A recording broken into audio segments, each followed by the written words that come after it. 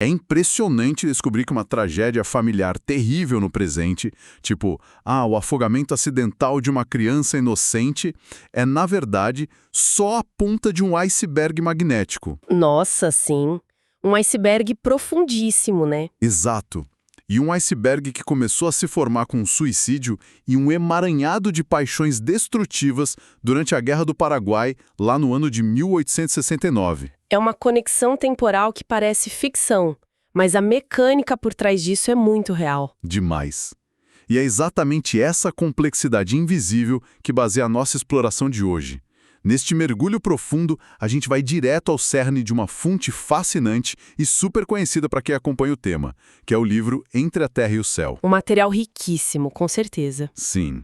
E a nossa missão aqui não é ficar falando sobre descrições paisagísticas de cidades astrais, sabe? A gente quer entrar na engenharia pesada da coisa. Entender as engrenagens mesmo. Isso.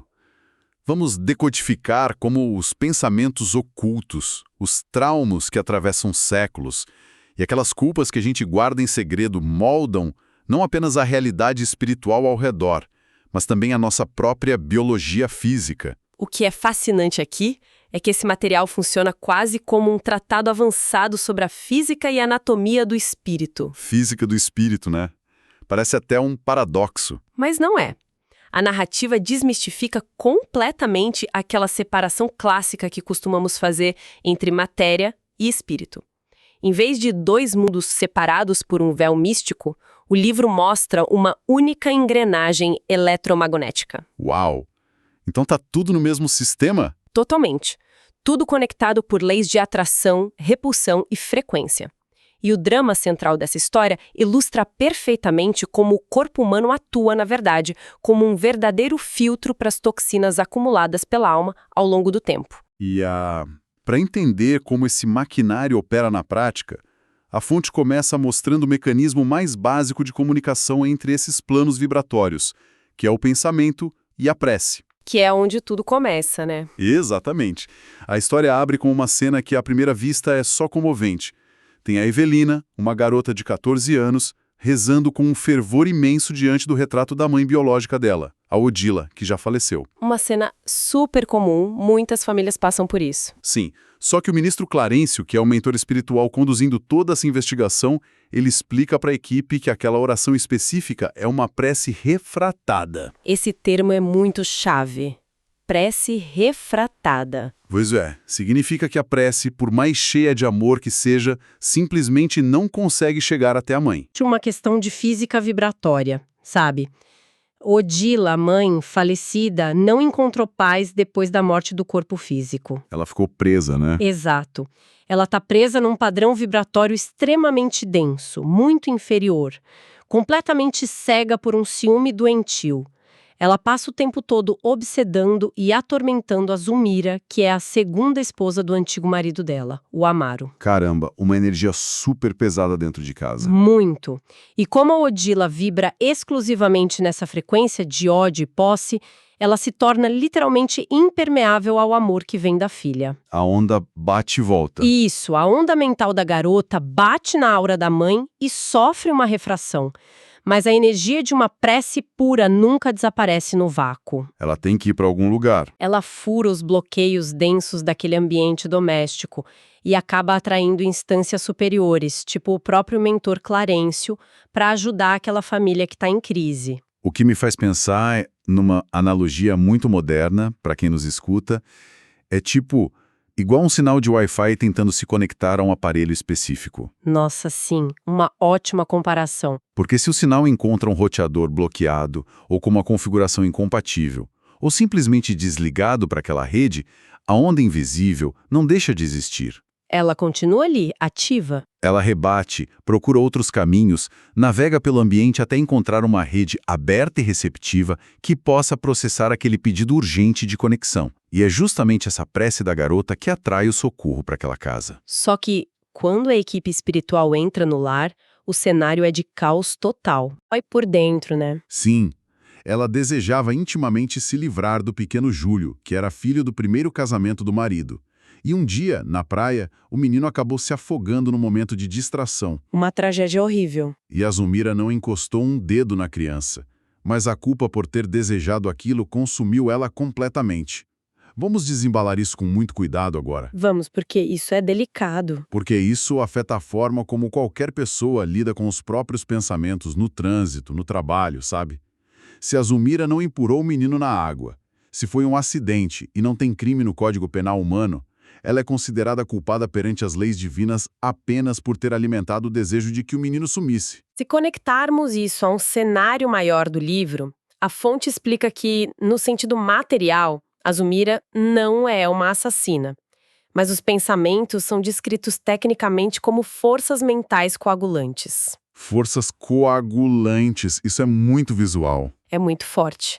Significa que um pensamento prolongado e carregado de emoção não é só uma ideia abstrata flutuando na cabeça. É matéria sutil sendo moldada. A pessoa literalmente cria a coisa. Exatamente. A intenção venenosa e a negligência intencional da Zulmira criaram ao redor dela um campo magnético espesso de remorso profundo. A mente materializa um ambiente em que o indivíduo passa a respirar. Então, ao nutrir diariamente esse desejo da morte da criança, a Zulmira meio que abriu a porta vibratória? Abriu escancaradamente. Ela permitiu que a obsessão da Odila entrasse e se instalasse. Então, o sofrimento atual da Zulmira é, em grande parte, resultado da própria criação mental dela. E já que o pensamento tem essa força criadora tão palpável, né, capaz de coagular a matéria invisível e atrair tanto sofrimento, fica uma pergunta inevitável. Como isso afeta uma criança? É a parte que mais dói ler, com certeza. Porque o pequeno Júlio, que acabou se afogando na praia, ele parecia ser a única vítima puramente inocente nisso tudo. E isso leva a gente à visita que o grupo espiritual faz ao Lar da Bênção, que é tipo uma instituição enorme de acolhimento e hospital no mundo espiritual. Um lugar de resgate mesmo. Sim, eles vão lá para ver o menino depois do afogamento. E o que eles encontram quebra qualquer expectativa romântica sobre a vida após a morte. Totalmente. Não tem anjinhos tocando harpa. Nenhuma. O menino, mesmo sem o corpo físico denso, sofre de uma dor de garganta lancinante, que faz ele chorar e gritar no leito do hospital espiritual. E a explicação para essa dor fantasma traz conceitos muito profundos de anatomia espiritual. O mentor Clarencio aproveita para explicar que o nosso corpo espiritual, o perispírito, é um organismo super estruturado. Ele tem sistemas igual ao corpo físico. Exato. É um campo eletromagnético regido por 7 centros de força fundamentais.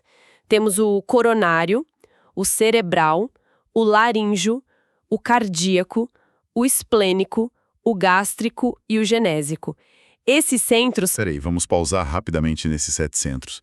Para a nossa audiência visualizar isso com clareza, estamos falando de uma espécie de sistema nervoso invisível. Isso, perfeito. Um mapeamento de energia que se sobrepõe aos nossos órgãos físicos. É uma excelente forma de visualizar. A gente pode pensar no perispírito como a planta arquitetônica de um edifício, sabe?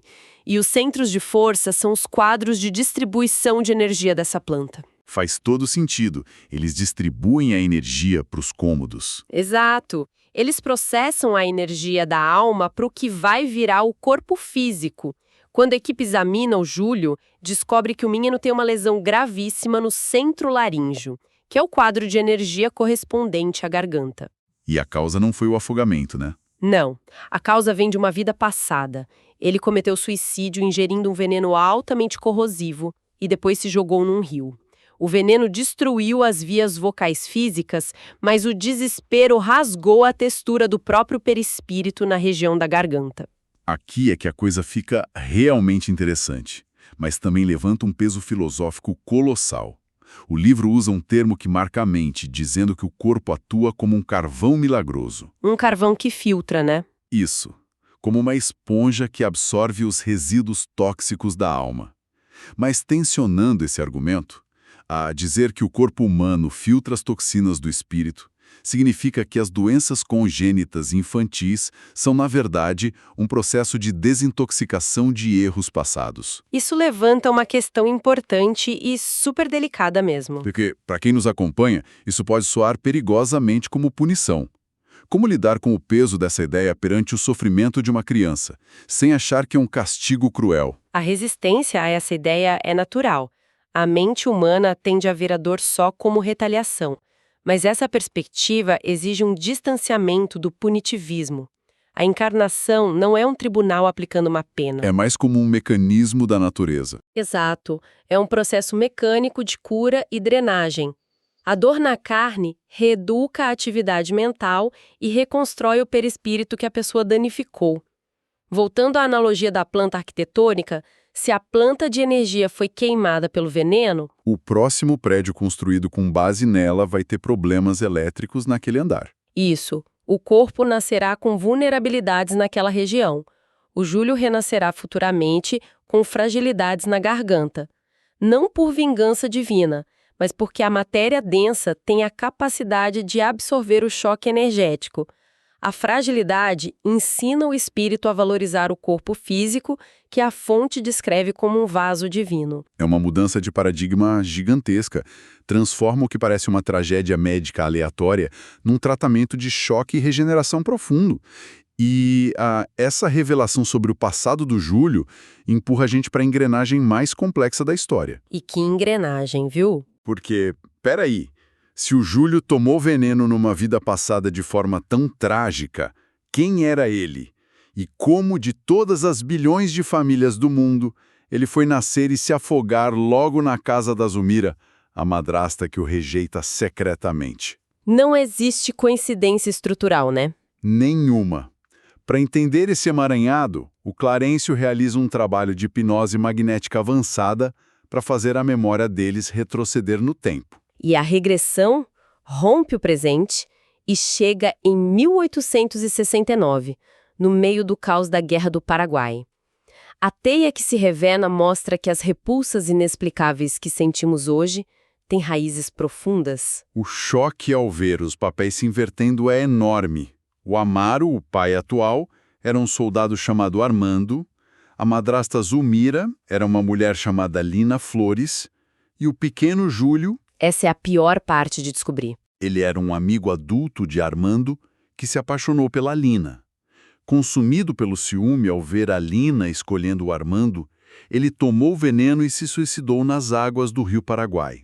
O cara que se matou por amor obsessivo renasceu como enteado da mulher que amava, tendo o rival como pai. O magnetismo puxou todos de volta para a mesma sala de estar. Exato.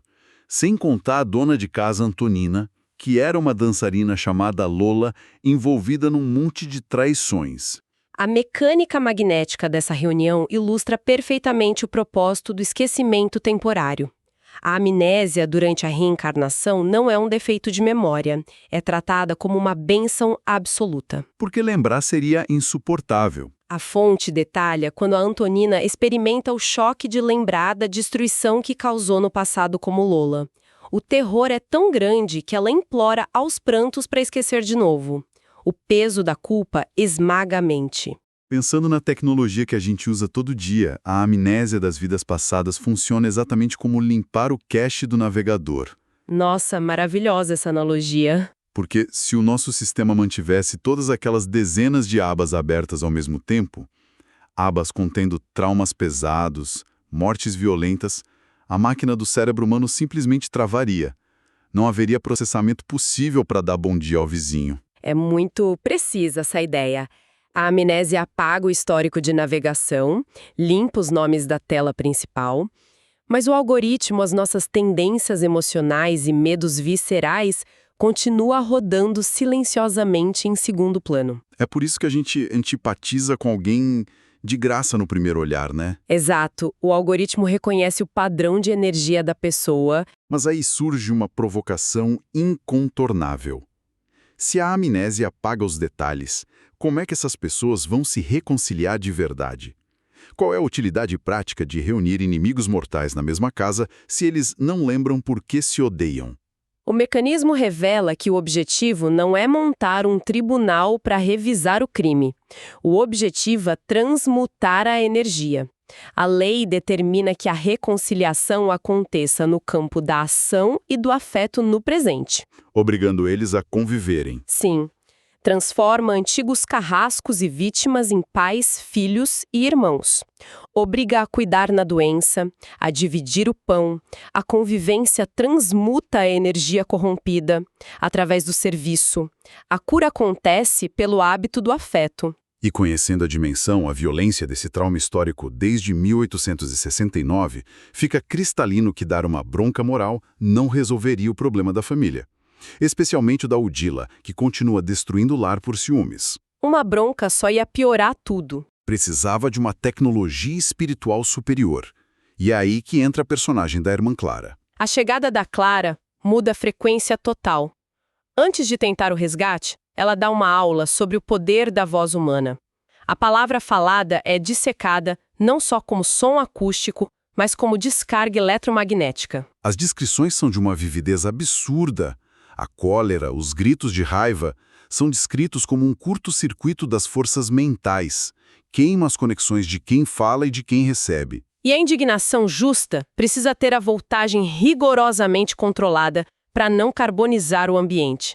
A intervenção que a Clara faz é a aplicação dessa teoria. Ela não entra lá dando sermão, né? Imagina! A fonte descreve que ela irradia uma compaixão tão profunda que se transforma visualmente num arco-íris milagroso. Emite luzes que são descritas como música e linguagem. Ela quebra o ódio da Odila, lembrando ela do papel essencial de mãe, de proteger e nutrir. Isso faz a Odila chorar e finalmente ceder. A Clara refuta a crença da Odila de que quem ama faz justiça com as próprias mãos.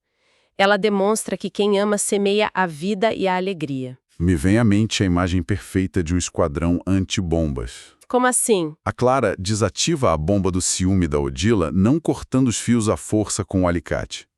Se ela desse uma bronca, causaria uma explosão emocional. Em vez disso, ela eleva tanto a temperatura do amor na sala que os fios de ódio simplesmente derretem por conta própria. Eles perdem a capacidade de explodir. Sensacional essa imagem.